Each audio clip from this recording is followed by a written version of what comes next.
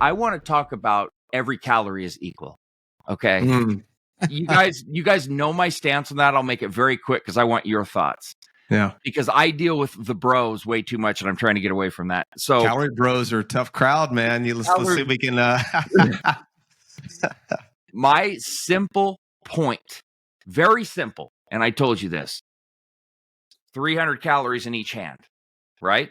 So I've got like 12 ounces of chicken is about 300 calories. Well, 10 ounces of chicken. Or I got like an extra large Reese's bar. And you're going to sit there and look me straight in the face and tell me that they're each 300 calories and that they're equal. And I just cannot take you serious if you're telling me that. When X is lean, it's got no sugars, it's got no this and no that, and this thing's got every messed up thing under the sun in it. So anybody that's going to really look me in the eye and tell me that, I'm thinking that they're functioning with less than half a brain cell. What do you guys think? Oh, man. Yeah. Go ahead. Well, I used to be on that side where I was like, that's what I had learned. Sure. It's just all about calories, right? Yep. And so you could be eating all those. I remember way back in the day when everything was no fat. Well, no fat really just equaled lots of sugar in it, right? Mm-hmm. And so I would look for things. Well, first I would look for things that was no fat, and then I would look for things that didn't have any calories, regardless of where those calories were coming from. But the reality is the research has already been done. The research is out there for those people who do think all calories are created equal.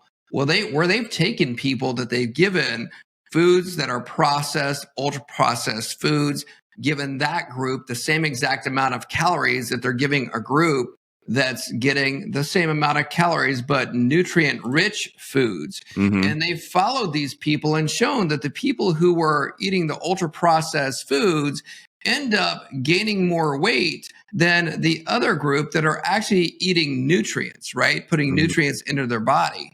So right there, that already shows us that, you know what? All calories are not created equal. It's impossible. Yeah, no, you guys are both right. The whole, we call it Chico, right? The calories in, calories out. I just can't get into that because, in a lot of the studies that are trying to prove this nonsense, it's called nutritionism. And you kind of described it there where not all protein is protein is protein is protein. There's different amino acids. There's different bioavailabilities, different nutrient densities. So you can't just say, hey, this amount of protein at this amount of calories is exactly the same as this amount of protein at this amount of calories if this is processed and this is nutrient dense. But they'll conflate those studies and use nutritionism and not distinguish between the type of even carbohydrates. Fresh squeezed orange juice is different than drinking a can of soda. I think we could all agree there, but the studies don't always reflect that. But one of the biggest things that drives me nuts in this topic is when you think about, people think, well, it's how many calories can I eat? And then am I burning enough of those calories off so I don't gain weight? Law of thermodynamics, right? But the problem is those calories that you're eating and what they're made of, a lot of these are endocrine disrupting foods. And I shouldn't even call them foods. They've got different hormones. They've got different chemicals. They've got different flavoring agents. They've got different types of chemicals that can actually damage the mitochondria, which is obviously the part of our cells that make the energy. Well, if you're eating 1,000 calories of toxic ultra processed food that has seed oil, that's got high fructose corn syrup, all those calories don't give you energy. They actually don't allow your mitochondria to even make energy.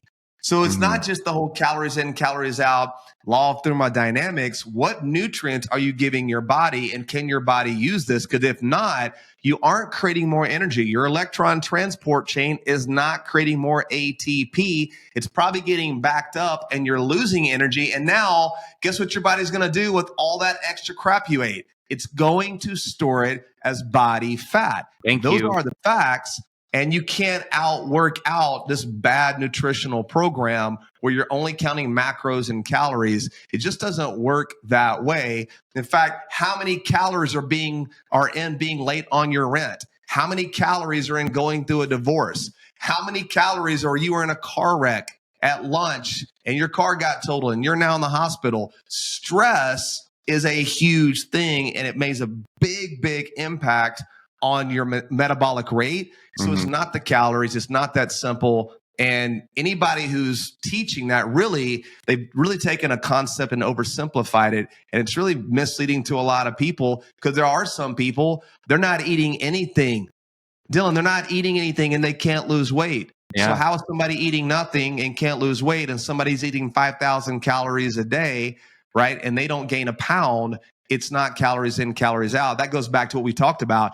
Yeah. It is healthy metabolic function. And there's a ton of things that can disrupt your metabolic health, your mitochondria, and back up that electron transport chain. But metabolism should be able to burn thousands and thousands of calories a day. And then you want to eat to the nutrients, right? Versus eating and counting calories. Stop counting calories, start counting nutrients. That's 100% right. And I would love to see a study where we took a baseline and we did a full, like, comprehensive panel, like cholesterol panel. I don't care just about HDL, LDL. I want to see everything. I want to see ApoBs. I want to see particle sizes. And I want to compare them to somebody that's eaten McDonald's or fast foods in the same amount of calories with the same amount of workout load. Yep. And the person that's eating a very, very clean diet all throughout the week. I want the people that just slam sugar, fried foods, everything. And I want to see what their profiles, their CBCs, like their CMPs. I want to see it all. And then let's talk. And then I also want to know why all these guys that I train that are pros and that I see that are trained, if it's calories in and calories out, then they theoretically, they should be able to eat all this dog shit and look the same if they're having the same amount of calories.